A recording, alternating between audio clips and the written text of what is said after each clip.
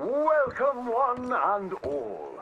I'm going to take you on a journey around the world to parts unseen by most men.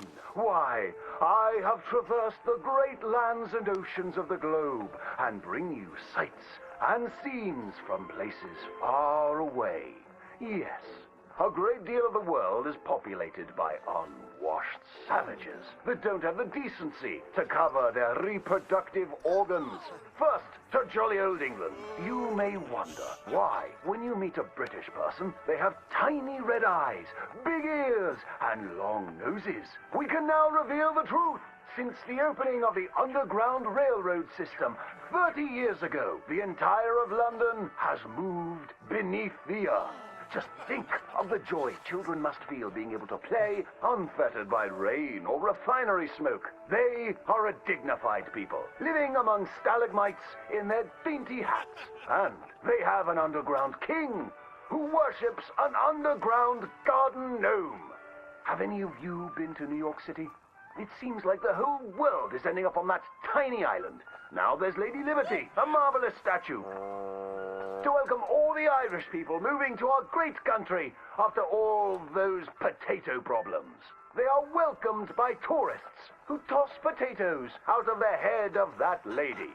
In New York City, they are making buildings so high, one day you can walk to the moon for a picnic. Wouldn't that be grand? It's true. Now, we spoke of that unwashed statue. It was a gift from France. How do you think France paid for such a gift? Wanton prostitution? Selling of wine and horse meat? No, sir. I'm here to tell you that underneath the streets of Paris, they have discovered black gold. That's right. And a few years ago, Gustave Eiffel of the Eiffel Oil Company built the tallest oil derrick in the world. Yes, all around Paris, you will find that thick business.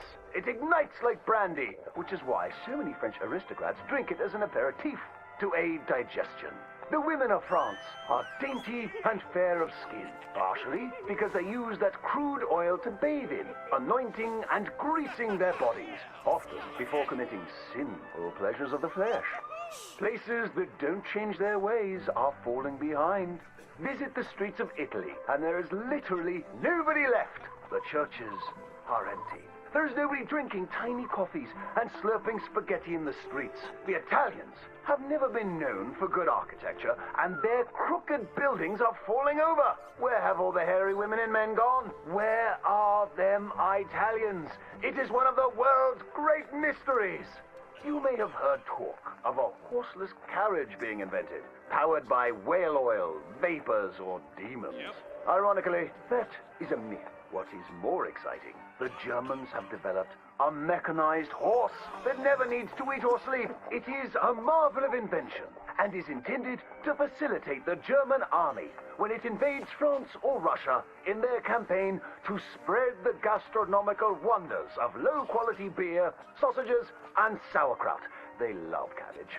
But other than America, where we have plenty of room, it is so crowded in Europe that they are racing to set up a new country at the North Pole where they can dine on the delicacy of frozen fish, penguins, and polar bears. Imagine a place that never gets hot. You don't sweat while toiling in the field, and ice is much cheaper there. I predict that someday people of all nations will join hands at the North Pole, wearing furs and eating fish.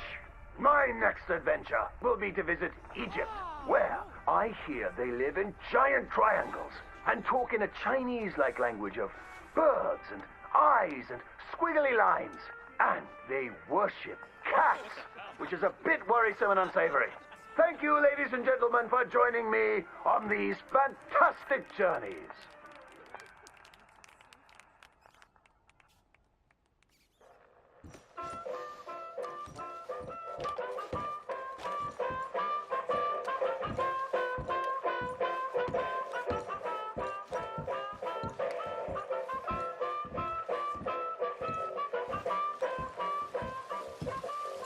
Come again.